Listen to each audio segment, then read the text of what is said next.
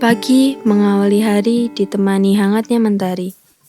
Cerahnya sinar matahari selalu membuatku teringat untuk berusaha menjadi terang. Seperti nama yang diberikan orang tuaku, Dea Mutiara Cahaya Aji. Ku ingin selalu bahagiakanmu. Ku akan jadi kebanggaanmu.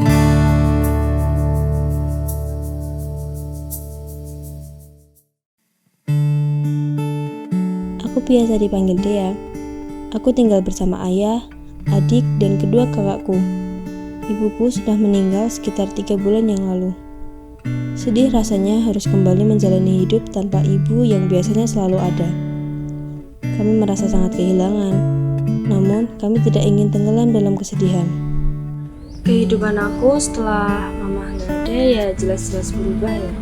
Mulai dari kebiasaan-kebiasaan yang biasa aku lakuin sama mama bareng-bareng, sekarang jadi aku lakuin sendiri.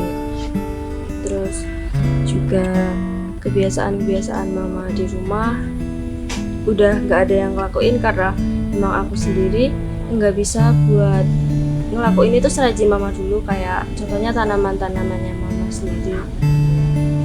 Terus juga buat keluarga, kayak dulu kita bagi waktu gitu, kayak aku sama mama gantian buat jagain adik. Sekarang jadi aku dibantu kakakku juga harus kerja, jadi aku nggak bisa bebas dulu juga. Beruntungnya sih aku ada keluarga, ada papa juga yang support, masih bantu buat ngisi kekosongannya mama. Terus aku punya kakak sama kakak laki-laki aku juga. Terus teman-teman yang udah support aku jadi teman cerita juga. Anak saya Dea Mutiara Cahaya Aji. Dia adalah anak ketiga dari 4 bersaudara.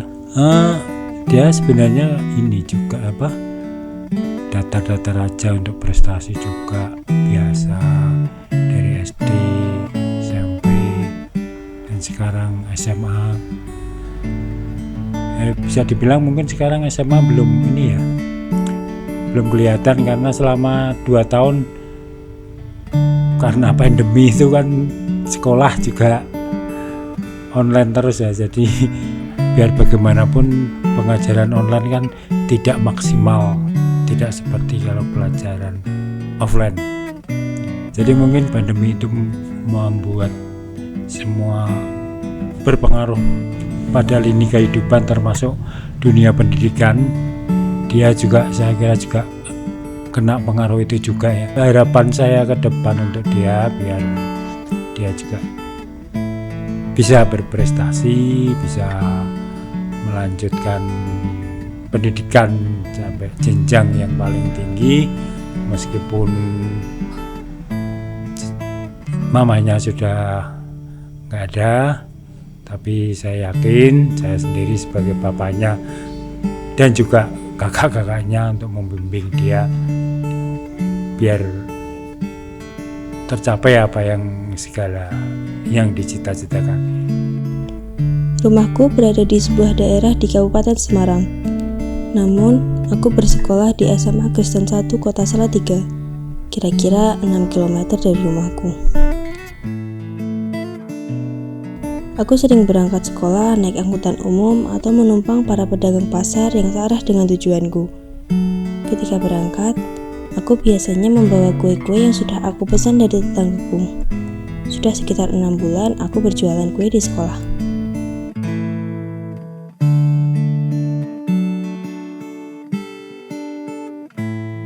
Meskipun sekolahku adalah sekolah swasta Kristen, aku merasa tidak pernah diperlakukan berbeda karena aku seorang Muslim. Aku tidak pernah merasa terkucil atau dikucilkan. Di sekolah ini, aku tidak merasakan adanya masalah dengan perbedaan agama, baik dengan agama Muslim atau agama lainnya. Tidak hanya untuk murid, tetapi juga guru. Aku cukup terkejut ketika pertama kali masuk ke sekolah ini, karena ada guru yang mengenakan hijab.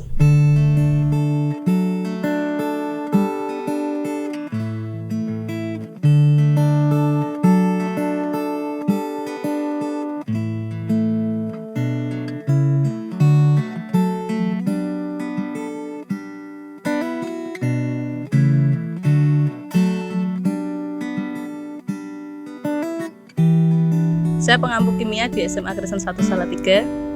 Saya juga menyelesaikan pendidikan saya sejak TK sampai universitas di Yayasan Kristen.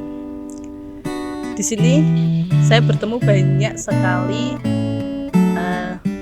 baik peserta didik maupun guru-guru pengampu yang jelas memiliki latar belakang agama berbeda dengan saya. Tapi tidak sekalipun saya dapati ada intoleransi di sini. Artinya bahwa di sini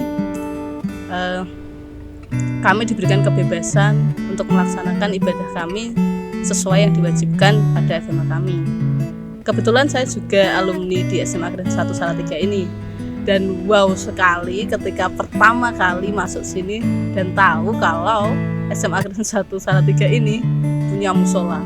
Dan itu sangat-sangat berterima kasih sekali karena kami bisa menjalankan ibadah kami tepat waktu, dan walaupun kami sedang pelajaran gitu, kalau kami izin untuk beribadah, guru-gurunya pun memperbolehkan kami untuk menjalankan ibadah kami. Intoleransi di sini seperti tidak terlihat sama sekali karena setiap individu di sini, baik seluruh muridnya maupun pengajar-pengajar di sini, tidak membeda-bedakan, tidak ada diskriminasi di sini, dan murid-murid di sini secara keseluruhan pun yang beragama non-Kristiani bisa membaur, dan yang beragama Kristiani pun mau untuk berbaur dengan kami. Dan saya rasa kemampuan toleransi setiap individu di SMA Kristen 1 ini sangat-sangat harus diacungi jempol. Aku senang sekali pergi ke sekolah. Aku bisa bertemu dengan teman-teman sehingga kami bisa belajar dan bermain bersama. Bergurau bersama mereka terkadang membuatku lupa akan segala duka yang tengah kurasakan.